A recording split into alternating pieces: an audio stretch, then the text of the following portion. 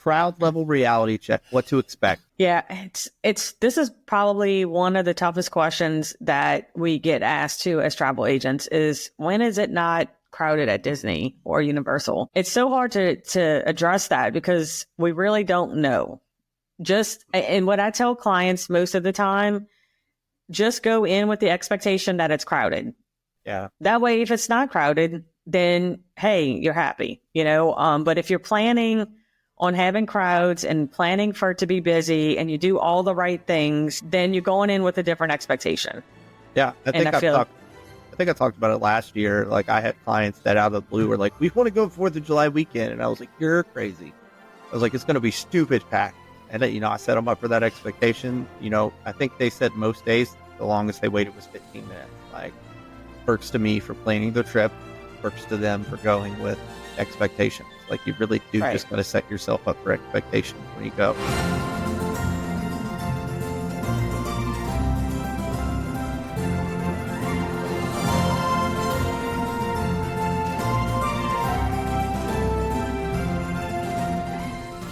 Welcome back to Going Beyond the Castle. I'm super excited to be here. As always, I am your host, Fred Briley, and with me as always is my fabulous co-host, Lori Talamo, and we are excited for this episode as we dive into some spring break tips because we are officially in March and we are approaching spring break season across the country. And the unfortunate side of traveling to Disney and Universal is that everybody has spring break at a different time. So we're going to dive into some tips today about how you can successfully do Disney and Universal during March and April and just still have a good time, even with the crowds that are going to be flooding to those locations. So yeah, super excited for today's episode. Before we dive in, as always, want to give a shout out to those that are joining us to go beyond the castle every single week. We really appreciate you guys. And as always, we ask that you guys definitely like our stuff, share it, and give us a follow. So with that being said, I will turn it over to Lori for some announcements. Apparently she has some announcements this week. Yeah, I feel like Disney has released a little bit of teasers to give us a little bit more information of some new things that are coming up. With D23, they announced a lot of the new things that are happening. And it looks like they announced so they're going to update the Smuggler's Run. Like it's right in front of my face. Yeah, so they're going to debut that now. It's not until May 2026, but they're giving a little bit more details on exactly what that's going to be. So Mando and Grogu are going to join in on the Smuggler's Run. So I'm super excited for that because Disney did a really good job on the series of Mandalorian. So I'm super excited to see that come into play in Smuggler's Run. Yeah, Dara and I were talking about it a little bit this morning at church. And I don't know, we didn't do this one on the last trip just because, when you get placed with another family and since it was just the two of us, we decided to sit it out. But we'll definitely try it out when it's the new scenes. I think that'll be fun. It's always fun when you do new stuff. We skipped it on our last two trips just because, again, like we rode it the very first time when it opened. And it was a super great ride. Rode it twice. But again, like it's just, for us, it was a one and done, especially with the whole, like, I got tired of being the person that always got sat in the back pushing the button. And that was all I did for the whole ride. Good. Yes. Well, same with us. And I guess, too, because they do put you in with other families. So, of course, if you have other families that go and they have children, you kind of take the leftover. So we always are in the back, too. I don't think we've ever gotten to be pilots. So we were like, we're going to sit this one out. And we did do Rise, so that's important. Oh, yeah. Must do ride every time. Yeah, for sure. For sure. Okay, so moving on over to Hollywood Studios Monsters, Inc. area. They put out a little bit of information on that as well. And so we knew that it was going to be a suspended coaster, but now it says it's like the first one to have a lift. Now, I missed exactly where the text is, but it looks I guess the lift, a little bit like Soarin', kind of. Yeah. Did you see that? You saw the video that they put out? I did see it, and you're right, it does, because it kind of looks where it lifts up, but then, I guess it like turns you and... Yeah. So I cannot wait. I want to see if I'm going to be able to get Josh on this one. Oh, he's watching. Josh has to ride it. Like, he doesn't have a choice. He has to ride Monster Ride.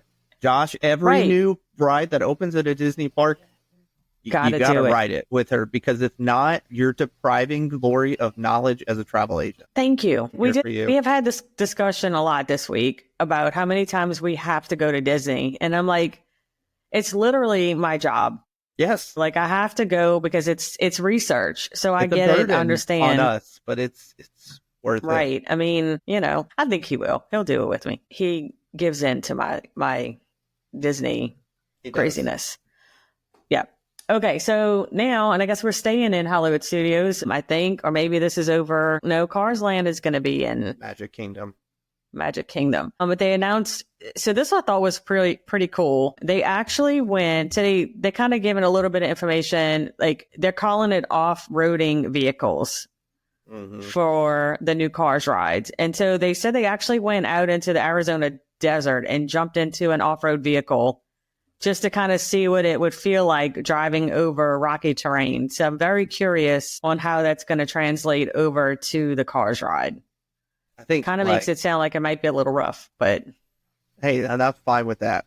Disney, I feel like Disney needs a ride like that, like, because I don't know. But then again, the way with suspension is nowadays, especially on those rides, like they can make like the off road be a super smooth ride. Yeah, I'm excited. I cannot wait for this new stuff. I can't wait for Cars. I think it's going to be fun. So they put out an article on like the refurbishment and the new things with all of the all-star resorts and with Pop. And so, they showed a lot of the concept art with the wall murals, whatever. I can't talk. You guys know what I'm trying to say. Murals. Got it. Murals. No I. That look really neat. And I think you went since they've done some of the updates over to Pop. But what is super exciting and what's really going to make Pop even more attractive is getting a new coffee shop. Yes. It's supposed to wrap up in April. Sadly, the food court was still under refurb.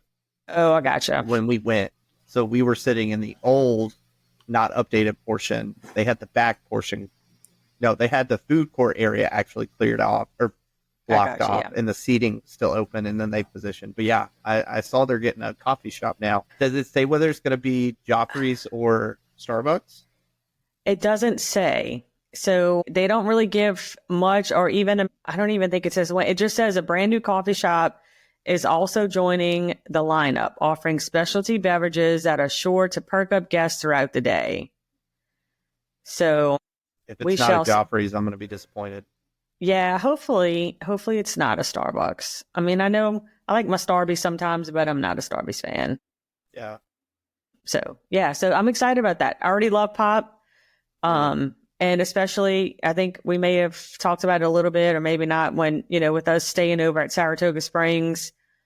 I've done it, so I'm good. I definitely am going to go to Pop next time I can. I got a client, I got a referral today that she's looking at staying at Pop, and I'm so excited. I always get super excited when people are like, I want to stay at Pop, and I'm like, yes, favorite resort ever. Let's talk about it. Yes, it's so fun. And actually, I think next week we talk in resorts. So it is so fun. And especially, like, I love the pictures of the new updates that they've done. It's already a really fun resort, especially because let's be real, when we go to Disney, we want to be immersed in Disney. And so, some of the more upscale resorts, there's some people like that. And I'm happy to sell you contemporary or help you book contemporary. But, I'm good with Pop. And then I'm not going to go into too many details. You can give us some information on that when you come back, although it'll probably be over. I know where you're going with this. Yes, they've put out a little bit more details on the 60th anniversary over at Disneyland. That's starting on May 16th.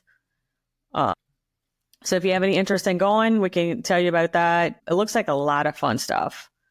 World of Color, Happiness. The Star Wars Night Show is supposed to be going on while we're there. I'm pretty sure. Fun. I'm so jealous. Jealous of you. We had a group chat going the other day for those of us that are going.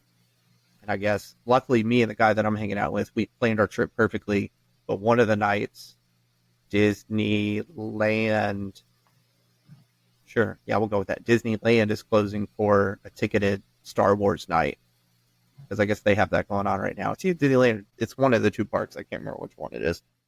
Gotcha. But yeah, and it of looks course there were a super couple cool. nerds that were like, "I'm so going to that." So, And there you go. Yeah, it looks really fun. I It mean, does. all the festivals that they do are super fun. Yeah, so we don't have to go too much, but they did put out some more information. So you're interested, it's not too late to book a trip. Yeah. We could tell you all Here. about that. And then the last thing before we move on, I just want, like, I don't know if you saw the video of the team members that they mic'd up that were walking through. I'm getting chills again. I know Josh is going to think I'm stupid. Through Epic I'm Universe. getting chills just thinking about it. When they mic'd up the team members that walked through Epic for the first time. Yeah. And like at the very end, one of the guys was like, I get to work here. And I'm like, I'm so jealous of him. Like, what an awesome feeling. It looks like I've seen a couple videos, flyovers. I've seen a couple photos, both day and night. Like it's gonna be such a gorgeous park. Like, especially at nighttime. Like they really took into account building this park and how it would look at nighttime, because it just looks gorgeous. I know. And I didn't tell you, but we've probably changed our family's plans. I had booked the trip to go in November. Yeah. With Olivia for her birthday, but she decided she would like to try a Virgin Voyages cruise instead. So we have to wait until she's 18. So we're gonna pivot and do it late. You know, we thinking maybe Mardi Gras next year. There you go. But she still gave me permission to go on my agency trip without her. There you go. Good job, Liz. Because I was like, look, I'm okay with it. I would love to do a Virgin Voyages cruise with you, but you promised that you won't get mad if I go on my agency trip. Right. So I'm hoping by then we can get one-day tickets, and I could still throw in an Epic Day on that trip. I'm sure we'll see some one-day tickets by that point. Yeah, but I thought that video was so awesome because it was just like pure. It's almost like when you with someone who's visiting Disney for the first time, or, you know, that I don't know that Universal usually really gets that same feeling when you walk through for the first time like you do at Disney, but I felt it in that Epic video. Well, we'll find out, because I'm going to mic Jamel up when I take him for the first time at the end of May. So I fully plan to mic him up the day we walk into Magic Kingdom. That's awesome. We'll see. We'll see if it's the same. High expectations from Jamel. That'll be fun. Anyway, that's it for announcements. Nice. Just some cool stuff. None of the major that's super near term, but, you know, the stuff at Magic Kingdom or at Disney World is really going to be great once we start seeing some movement on that stuff. I got it. We have a prom dilemma this weekend, and so I just got a text, so I needed to pivot for a second. Okay. Wait till you get to prom days. Nope, not ready for that. I still got 13 years. Good. Yes. It's not anything bad, just appointments overlapping, so we're all good now. Okay. So let's dive into, we got 45 minutes to talk crowds at Disney World and Disneyland. All right, let's do it. We can stay on track tonight. Last week, we just kind of went, and it's a long episode. Yeah, we'll not to. All right, so crowd level reality check. What to expect? Yeah, this is probably one of the toughest questions that we get asked to as travel agents is, when is it not crowded at Disney or Universal? It's so hard to address that because we really don't know. And what I tell clients most of the time, just go in with the expectation that it's crowded. Yeah. That way, if it's not crowded, then hey, you're happy, you know. But if you're planning on having crowds and planning for it to be busy and you do all the right things, then you're going in with a different expectation. Yeah, I think I talked about it last year. Like, I had clients that out of the blue were like, we want to go 4th of July weekend. And I was like, you're crazy. I was like, it's going to be stupid packed. And, I set them up for that expectation. I think they said most days, the longest they waited was 15 minutes. Like, perks to me for planning the trip, perks to them for going with expectations. Like, you really do just got to set yourself up for expectations when you go. Yeah. And I think you said it in the intro too. What's different about spring break is, unless you're going to research all across the states of, when everyone's spring break is. It's really hard to tell when spring breaks are happening and when it's going to be crowded. I know for the most part, it's typically mid-March to April is when those spring breaks are happening, especially around Easter. Wherever Easter falls too, you have to take that into consideration. Again, it's super difficult. There are crowd calendars out there that we can look at or that you can look, but just, since COVID, it's really hard for them to really project on what's happening. So some of the things to keep in mind over on the Disney side, as well as spring break, is you also have the Epcot Flower and Garden Festival that's happening over, which I don't know that necessarily that will make the crowds a lot more, but it is a festival that's going on. Anytime you have festivals over at Epcot, you will get, a little bit more crowds. I don't know. I was going to say that's probably one of my favorite festivals. I do like Food and Wine. Weekday festival all day. Go on a weekday. Yeah, but I do love Flower and Garden Festival. And then early April, you'll run into the springtime surprise weekend, the race over at Disney. You have Easter in there. And then once you get into May, you'll have Memorial Day. So those are also dates that you want to consider if you're looking around spring break. Yeah. And I mean, I think I've said it before too. And it's like a kind of a motto that I'll stick to is if kids are going to be out of school, it's going to be busy.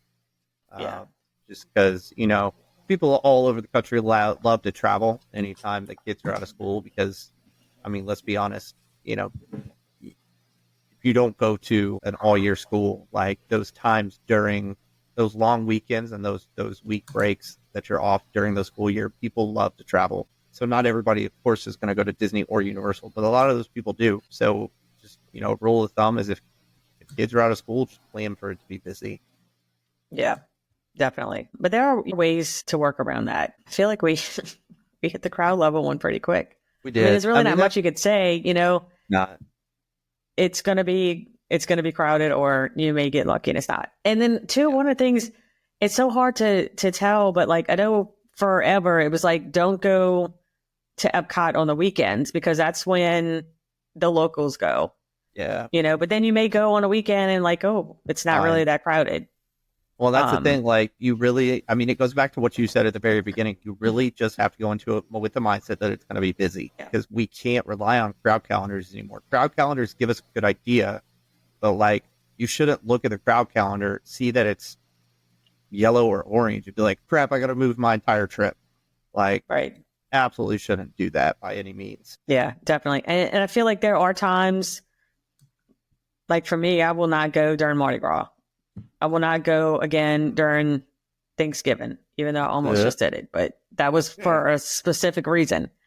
But there are families who can't help it. That's, now look, I've said it before, like when Olivia, we can only go in the summer. It's hot as heck. If I could only go during spring break, that's the only time I'm going to get to go. I'm going and I'll make it work. But, you take the planning steps in. So don't take what we're saying as, oh, it's going to be so crowded, I don't want to go. We can help you navigate through and make your days work. You just have to go in with the expectation that it's going to be crowded. And you're not going to get 10-minute lines. Yeah, no. I mean, you could. It just depends on what you really got to go into it with a strategy, which, just segueing into the next one. Absolutely, I have people all the time that are like, I'll never go back to Disney. I went one time and it was the worst experience of my life. And I'm like, okay, well, tell me about your trip. And they're like, we showed up and everything was a 45-minute to an hour and a half wait. I'm like, did you do any research? Did you plan your trip? Like, did you do any prep work? No, we just showed up. I'm like, there's why your trip sucked. Like, you can absolutely, show up and wing a trip and you got a 50-50 shot of, it being a good trip. But, one of the things that, Rachel and I do with all of our clients is, before they go on their trips, we schedule a sit down with them and we're like, all right, what rides do you want to do? What characters do you want to see? What shows do you want to see? What's important to you about this trip? And then from there, we just take it. We're like, all right, so, you want to do safari. Like, okay, you're going to Animal Kingdom, you want to do safari. This is when we really recommend you should do safari. This is when we recommend you do this, and just really go into it with a plan. And if you do that, like, there's a solid chance you're going to have a really good trip. Yeah. Yeah, definitely. One of the things I like to tell folks to do too is, especially, and I know we're going to get into that at some point, especially if you're going to buy lightning lanes or, I mean, with the express pass is different because you don't have to schedule your times. Right. If you're going to do the lightning lanes or whatever, like, get a map out. And even for myself, as many times as I've been, I still, like, if I'm planning my park days, I pull up the map on one computer and then I have my phone because you know what, you want to be strategic and you want to see what's available and, and plan your days around that. And one thing I don't do is I don't like to zigzag across the park. So I may have to, sacrifice a little bit of time and say I'm going to stay in line a little bit longer just so I can get these, this area of the park done first, then kind of make my way around, So you just have to pick and choose your strategy and what works for you. Yeah. And for us, as we start approaching, my Disneyland trip, and as we start approaching my Disney World trip in May, like a week out, like I'm going to start watching the app and be like, okay, what rides are super popular? Because every week it's different. 1 week Soarin' could be a 10-minute wait. And then the next day it's like 2-hour wait. So you really got to keep an eye on the rides as you approach the trip and just kind of, strategize. But, one of the things that we definitely want to hit on is like the time that you arrive in the parks. I think Lori and I will always say, whether it's Disney, whether it's Universal, like, stay at a on-property resort. Absolutely. Get a lot of perks out of that. And one of the biggest perks is the early entry. So, you have a lot of people that can't necessarily do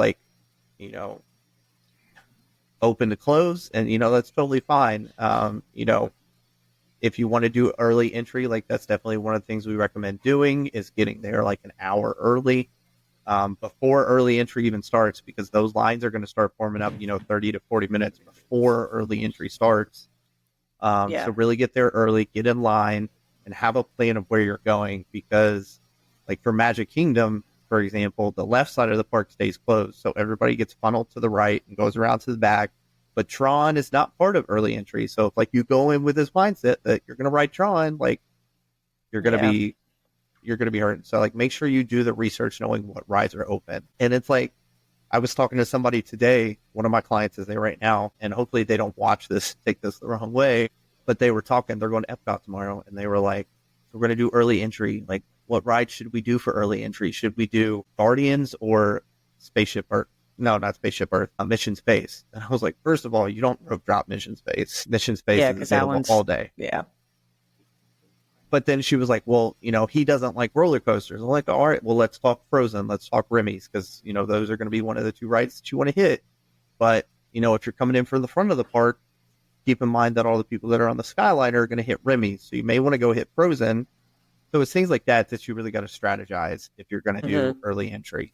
I do recommend too, and I have the conversation with clients as well. Like my family are not rope droppers.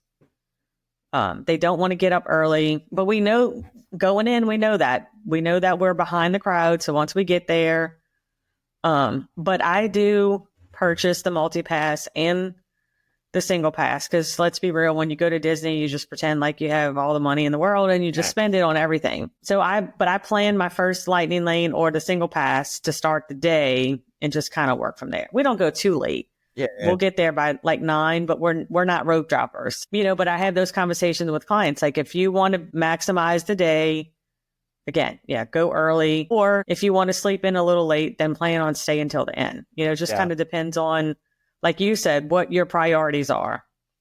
Well, if you want to be there. You guys don't really do shows because you've done a lot of the nighttime shows multiple times. But like, that's a solid strategy for a lot of people, is like, sleep in. Once those nighttime shows start happening, you start hitting rides, because everybody's going to be watching the shows. Watching the show.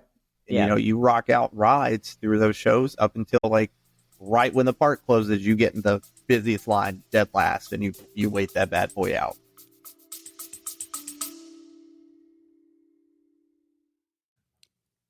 Thank you for tuning in to Going Beyond the Castle. If you're ready to turn your vacation dreams into reality, we'd love to help you plan your next adventure. Contact us at beacons.ai/Going Beyond the Castle podcast. Let us take the stress out of planning so you can focus on the fun.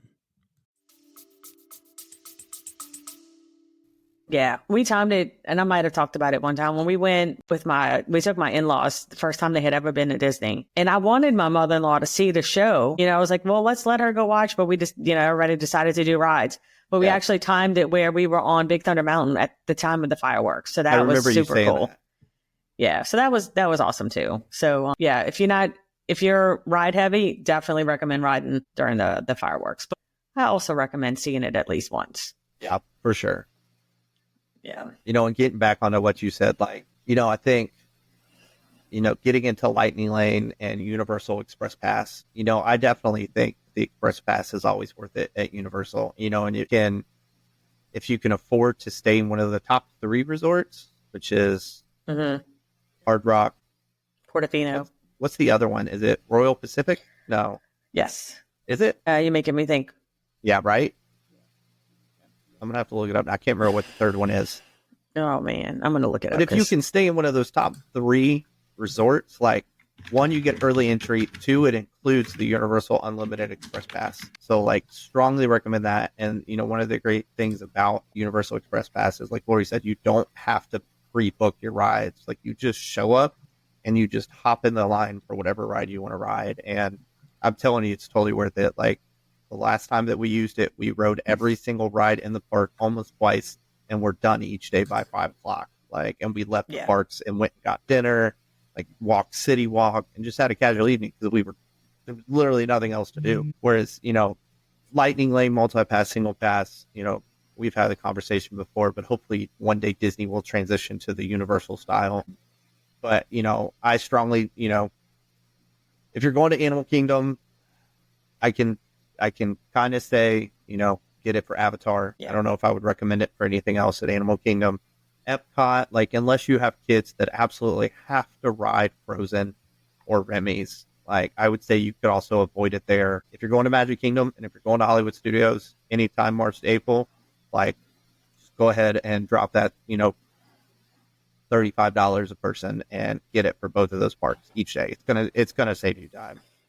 Yeah. I just want to tell you, it is Royal Pacific. I always confuse that one with Sapphire Falls. So you're right. Score. Yeah. And the jury is still out for me on Premier Pass. My client said she loved it. I'm sure. She got it for Magic Kingdom and she said, totally worth it. If you can afford to drop $400 a day per person, live your best life. I'll say I saw on Facebook somebody in one of the groups, maybe the tips and tricks groups or something. I don't. And folks, if y'all are listening, don't believe everything you hear in those groups. Facts. But somebody posted, I hope it's worth it. And it was a day for Hollywood Studios and it was $1,800. I know the exact post you're talking about. And everybody was like, no, don't buy it. And I'm like, I don't know. For a Premier Pass, you can only use it in one park. So it's not like you can park hop and use it somewhere else.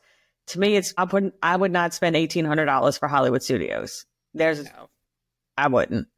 I thought that was wild. I was like, saw oh that my post. gosh. I read all of it. Yes. Please do not. If you listen to this podcast and you are part of one of the Facebook groups that has 15,000 people in it, and it's for tips and tricks about Disney and Universal, please don't believe everything that you see in that post or in that group. Right. Because 99% of people have been to Disney once and they think they know everything in the world. So exactly. Take it with a grain. And speaking of groups, I know we haven't been super active in our group.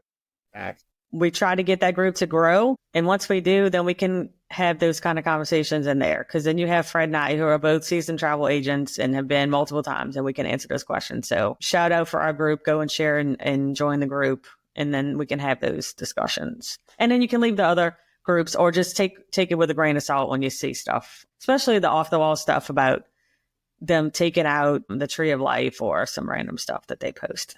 Yeah, they post some crazy stuff in those groups. Yeah. Anyway, back to yeah, Lightning Lane Universal Express Pass, is definitely going to be a time saver, especially during those busy seasons. Yeah. I think, if you get to the slower seasons, late January, February, even early March, and, sometime in the fall, like August, September, I could easily say, you could do a really successful Disney trip without either of those, Disney and Universal trip without either of those. Yeah. But, looking specifically at spring break time, just consider it an investment in your trip. Like, Absolutely. don't consider it like an extra that you have to buy. Consider it an investment to make your trip better. Yeah. Add it to your package. That way, Disneyland you can, not Disney World. Yeah, Disney World you can't. But Come if on, you do Disney it with World. Universal, then you have time to pay for it. Yeah. Yeah, and I haven't done Express Pass, but we've always gone to Universal on off times, so we've made it work. But I would absolutely get it if we went during a holiday or a busy time. I would make it work. And then we kind of talked about it a little bit, but staying on the whole rides aspect, like definitely do the research. Like I mentioned it a little, do the research. Like if you know that you're going to want to rope drop, like the week before, like get up at that time and start looking at, ride time, see what rides are going to be. Real Data is a fabulous website that I also recommend to everybody. They pull some fabulous data from all of the parks to include, what times the rides were busy, what times they weren't. It also pulls data for, lightning lanes and single passes, multi-passes, like how far out, many days out they sell out versus how quickly into the day the multi-pass sells out. Like there's a lot of really good websites that can also help you strategize. Like, all right, I can see that Mission Space is never busy, so let's not rope drop that. Whereas I can see that Guardians is like busy right there because it's right near the main entrance and people just beeline towards it. So let's hit that one. So definitely, strategize those rides and do the research before, you get to the park. Yeah, definitely. And then, of course, it's always important to talk food because if you've ever been to Disney and even Universal during a busy time, you know that those lines are stupid long. And when you wait to eat until you're hungry, you're going to wait even longer because the lines are stupid long. So one of the things that we've always talked about is just making sure, to find restaurants that have that mobile order opportunity, really take advantage of mobile order. That way you can really just like, all right, I'm starting to get hungry. Let's mobile order food. All right, 30 minutes from now, we'll go pick up our food from Columbia Harbor House and eat our lobster rolls. Like really make sure you're taking advantage of mobile ordering to hit those times of when you're eating.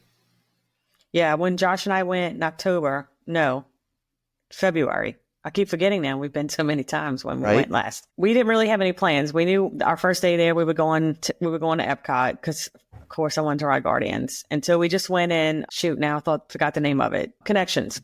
Oh, Connections Cafe. And so the reason why is because I wanted to try the pizza there because I was told that the pizza there was kind of comparable to Via Napoli, which I can still say I like Via Napoli better, but it was good. It was better than a pizza window. But anyway, we went in and the lines were so long. And so I was like, hold on. So I mobile ordered.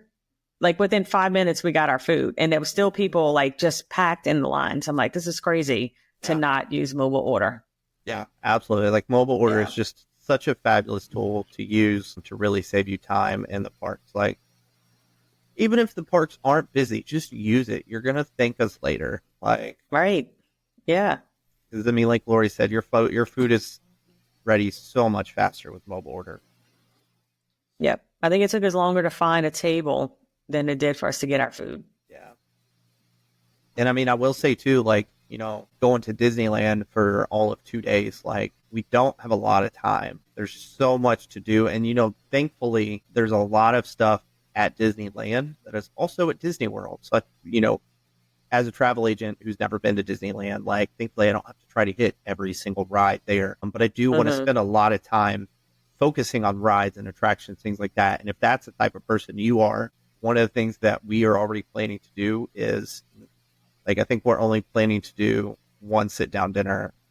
And that's because we're going as like a big group. So we want to have time to get together.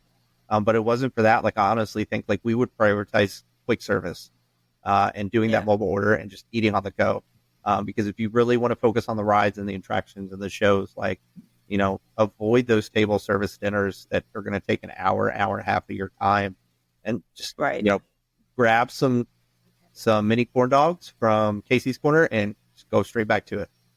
Just probably don't go ride like Tron right after eating that. But No, not at all.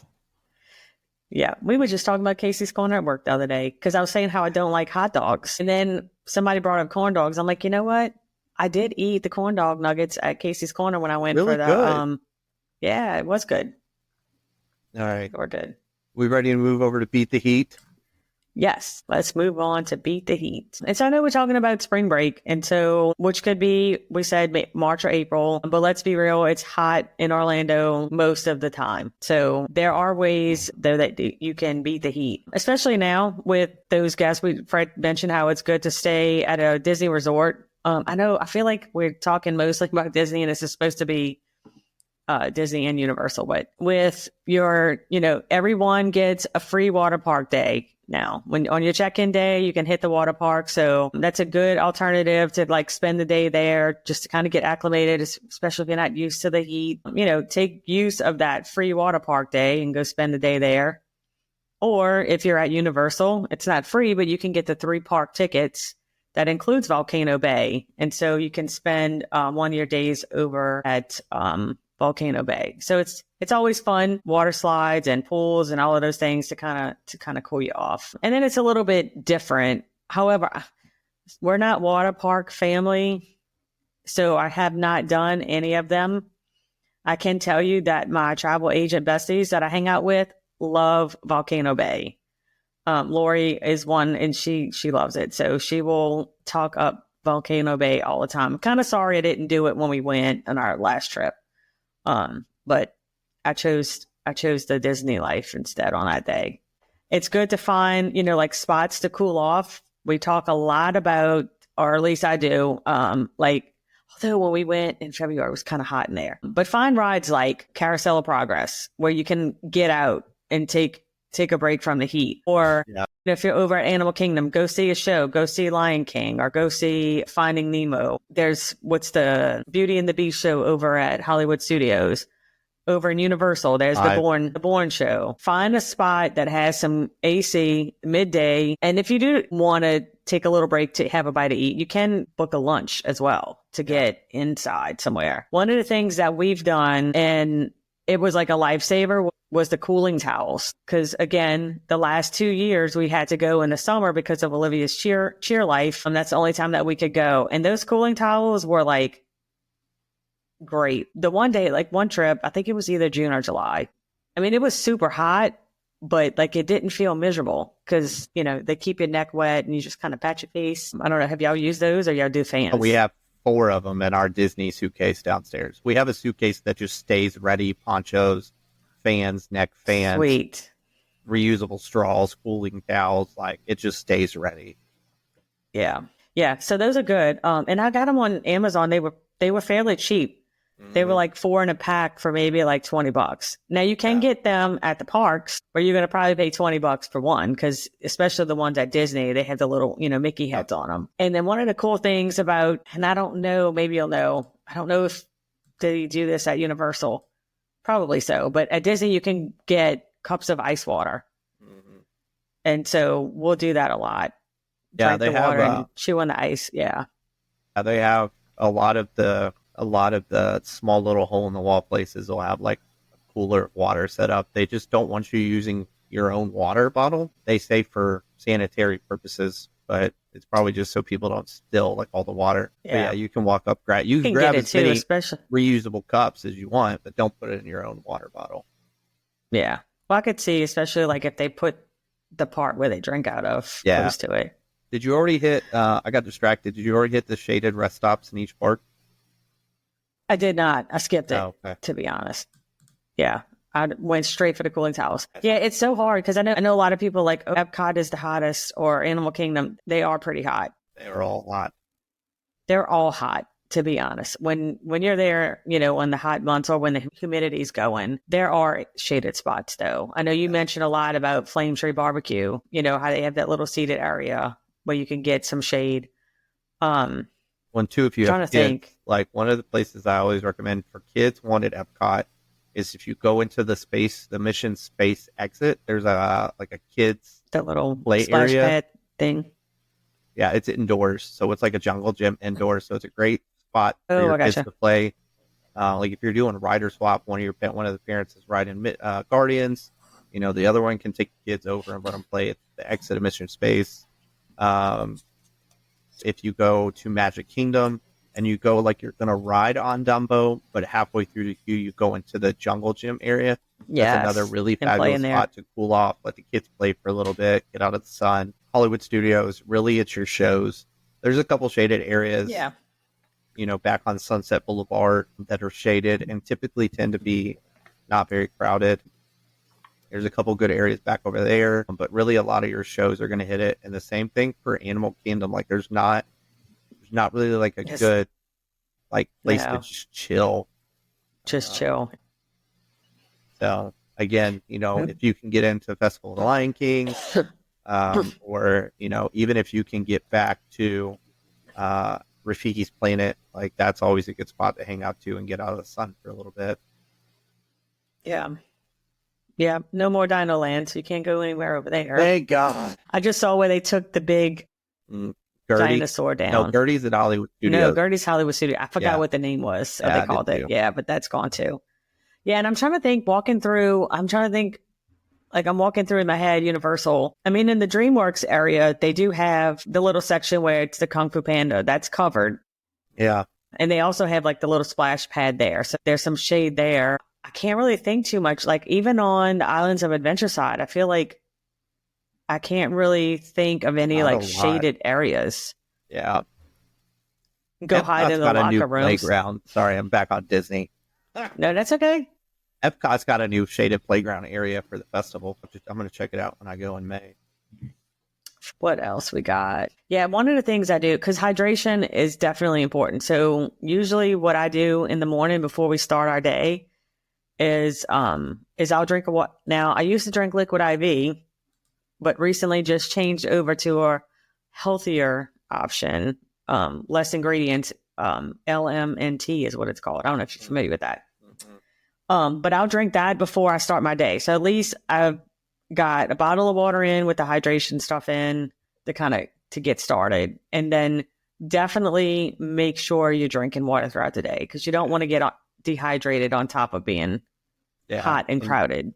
And definitely just to, get in one last little spiel before we move on. It's definitely just know when to take those breaks. Yeah. You cannot harp that enough. If you don't know when to take breaks in the crowds and in the heat, your trip is going to be miserable because everybody's going to start fighting. Your kids are going to get angry. Your spouse is going to get angry. Just take the 10 minutes to sit down, drink some water, and just chill. Or your trip is not going to be fun. Absolutely. Yeah.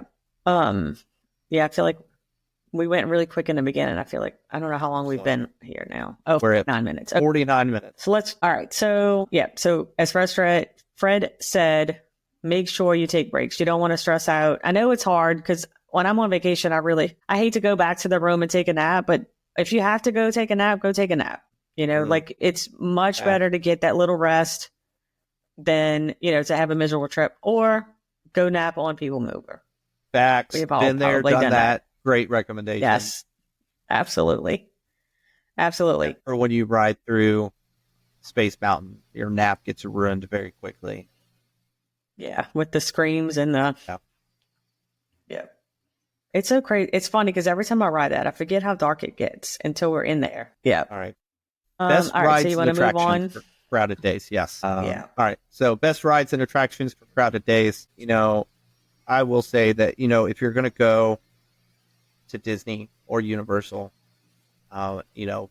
make sure you download the apps, just because those are really going to be, the best information for up-to-date stuff of where you need to go. Like if you're going to go in and just wing it, at least download the apps because, you're going to be able to see Guardians is, 120 minutes, but Living with the Land is 10 minutes. Let's go there. So that way, what rides to hit, at the moment. If you're not sure where to go, just go look for one of the rides with the low wait times. Honestly, there's not a lot of rides at Disney that aren't great. Same thing for Universal. You know, a lot of the rides are really, really good rides. I think the only ride that weirds me out is Winnie the Pooh, and that's just because it's like, I don't know, it's just like a psychedelic drug overdose type of ride. It's weird. More, does it weird you out more than E.T.? Yeah. Yeah. Huh. So funny. definitely, you know, keep an eye on that, the apps, so you can know. And of course, you know, if you're older and not an technology person, you know, a lot of the parks do have, you know, signs up of like, hey, you're in Frontierland. Here's the wait times for all the rides in Frontierland. Or, hey, you're in, you know, the New York section of, you know, Universal Studios. Like, here's the wait times for these. So definitely just keep an eye out for those. You know, one of the things that I always say is, you know, when in doubt, you know, just try to go for a show. There's a lot of really great shows that just run continuously. Like Mickey's PhilharMagic is a great way to get out of the heat and just rest for a little bit. You know, Festival of the Lion King, Muppets, like a lot of those shows just continuously run. You know, moving over to Universal, you know, you've got the Jason Bourne stunt show. You know, Hollywood Studios, you've got Indiana Jones. You know, there's shows and, you know, attractions all over the park that are just continuously running, and they're not rides. So they usually have really quick wait times, and they have a massive queue, so they can fill up like a whole stadium really quickly. Yeah. So I would definitely just say, you know, if you're looking and you can't figure out what ride to do because everything looks long, just go hit a show, because guarantee you got a 15-minute wait and you'll be in that show. Yeah. Yeah, I agree. It's crazy because when we went to do the Bourne show, I had never done it before, and I'm like, okay, it'll be just like a little quick, you know, take a break. But it was amazing. Yeah. You know, and the same thing when I went into the Lion King show, I was like, oh, it's going to be, you know, whatever, and it was amazing. Yeah. So even if you're not a show person, typically, it's gonna be awesome. You're gonna enjoy it. It's gonna immerse you into whatever it is, you know, whatever the show is. Finding Nemo, I haven't done that one yet, which I want to do that one. The first time we went, I think we've talked about this, the very first time I ever did it was childless, and I was with Rachel and her dad, and it was just the worst experience of my life. Did it back in September, which of course it was a different show.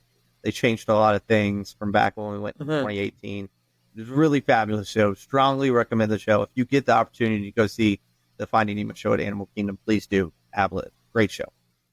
Yeah, definitely want to check it out. That was a quick section. I like it. Yeah, and I feel like even, you know, we kind of already talked a little bit, like, you know, going into the next section, like, you know, what are some other things to do when the rides are too packed, which we've kind of talked about, you know, with the shows. But another thing too is they, you know, like they have scavenger hunts, which I don't know if this, I hadn't researched this one. So if you let me know if there's one at Magic Kingdom, if that note is legit or if that was made up. I do know of the one over in Epcot. Mm-hmm. So when Brady, and I don't know if it's still the same way, but the very first time that we went, there was, it was like Phineas and Ferb. I think it was Perry the Platypus. Perry the Platypus. Yes, we did that. I remember over in England when he had to go into the tea shop and say like a secret code to the girl working, and then she gave him something super cool. That's really fun for the kids to do. I think they got rid of that. They also have one. They got rid of that one. Yeah, I don't think because I think he even got like a little walkie-talkie or something. Yeah. But they do have like the passport where you go to the different countries and get it stamped. So there's different things that you can do. Gosh, where's it at? Over in Animal Kingdom, they have the petting zoo. They have over in Animal Kingdom, they have, what's his name from Up? Little Boy Scout dude. Doug. No, that's the dog. Doug is the dog. No, Kevin's the bird. Yeah. Yeah, no, he's the one that Kevin said. I mean, Josh said I was. Me and him last week. He said the kid. Yeah, they have like a little thing that you can do around Animal Kingdom where you get like little nature badges for stuff that you do. Oh, yes. That's a really cool one. The Explorer badge or something. Explorer badges, yeah. Yeah. Yeah, so they have those kind of things that are fun for kids. So, you know, do those things when the ride lines are too busy, or go in the shops. There's so many shops, which I know if you have little kids, it's kind of hard to do that because they want to buy everything. Facts. Or just touch but over in Universal, you know, they have a lot of the themed shops. You have the Spider-Man toys over close by, which I know nobody wants to buy ET toys, but over in that area they have it. They got the SpongeBob stuff. There's so many shops that you can kind of walk in to. And so that's kind of some ways to do extra things that aren't rides to kind of keep the time flowing, I guess you could say. And I'll say, just to wrap it up too, even sometimes too, like, if you're just looking and the parks are super busy and you just want to try changing it up, like there's a lot of things that you can do outside of the park. Like you can go out of the park and go back in at any point.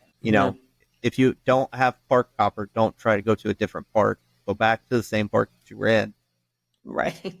But, there's a lot of great things that you can do outside of the parks. This last trip of ours really made me a big fan of resort hopping. The resorts, especially around the parks, are absolutely gorgeous resorts that have their own style and own, Disney vibe that, take a break, go out and see one of the resorts. One, you're going to experience something new. Two, you're going to get some air conditioning. So always a great thing to do. Whether you're at Disney or Universal, like go check out one of their like shopping areas, their outlet malls. For Disney, you have Disney Springs. Go over there. Disney Springs is massive. There's so much to do, so much to see.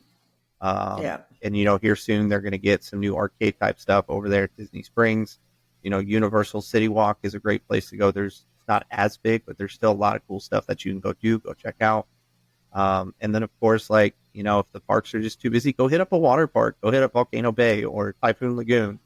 And just, take a break from the heat, go swim for a little bit, There's so much to do. You can also swim at your resort too. Yeah, like there's so much to do at Disney Universal outside of the park. Like they are not just the park. So definitely take advantage of those.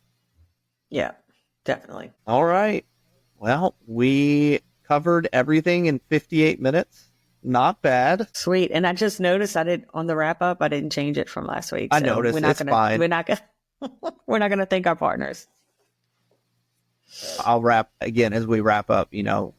Definitely if you're going to be going to Disney or Universal during spring break, please, do some planning and just be prepared for the crowds. If you're not sure how to plan properly, Lori and I would love to help you out and help you plan a trip.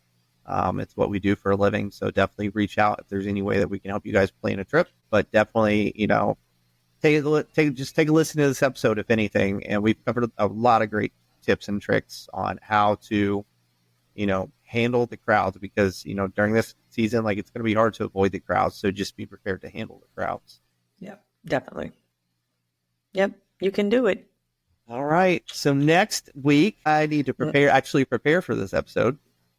Yeah, I'm a little scared. I'm intimidated a little bit about next week, only because I haven't stayed. So we're going to do a final countdown where we rank. We should join the worship team. I am on the worship you're already on it, but you know what I mean.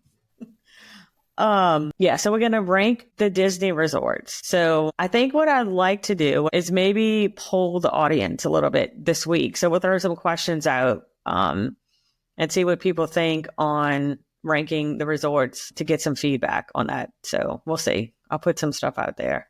Yeah. 26 of them. I don't know. I just made that number up, but that sounds about right. Yeah. So we'll chat a little bit before to kind of get on some strategy on how we're going to do it. But yeah, I think it'll be fun.